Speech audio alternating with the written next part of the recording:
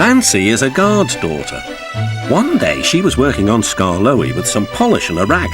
Skarloey was snoozing happily, but Nancy wanted to talk.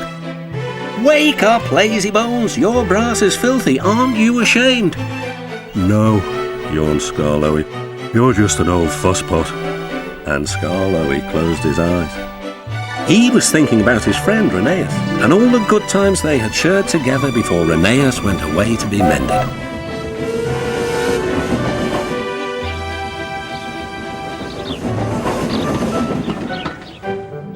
Nancy interrupted again. "Don't you want to look nice for when Rheneas comes home?" Skarloey wasn't sleepy anymore. "What? When?"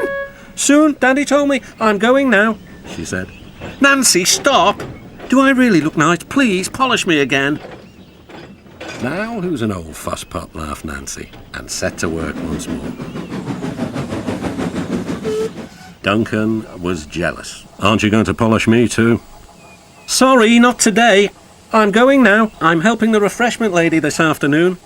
"We must get the ices ready for the passengers." "Never mind, Duncan," she said. But Duncan did mind. "It isn't fair," he complained. "Peter Sam gets a special funnel, Sir Handel gets special wheels, passengers get ices, but I'm not even polished." Of course, this wasn't true, but Duncan enjoyed complaining.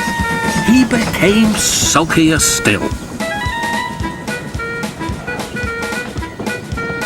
That afternoon, there was bad news from up the line. "One of Skarloey's coaches has come off the rails," called Duncan's driver.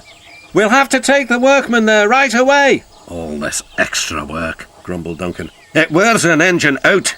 Rubbish. Come on."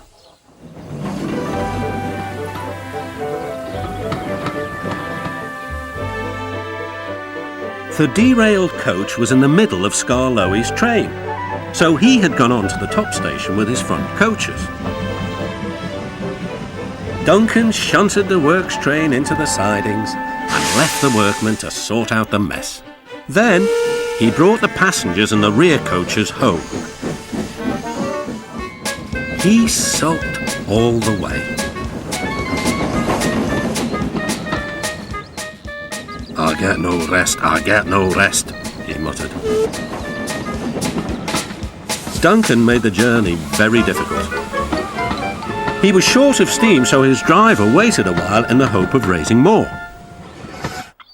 But Duncan wouldn't try. "We'll keep our passengers waiting," said his driver. Duncan was cross.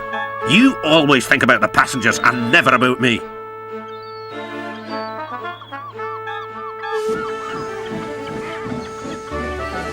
It wasn't long before Duncan built up enough steam to set off again.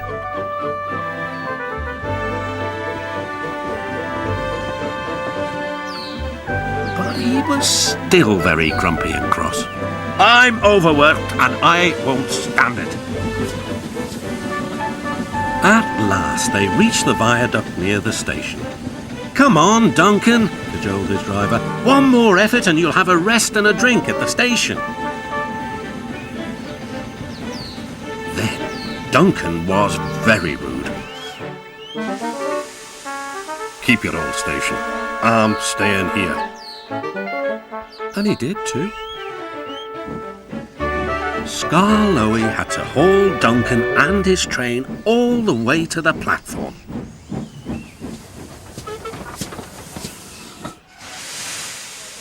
The passengers were furious. They told everyone what a bad railway it was.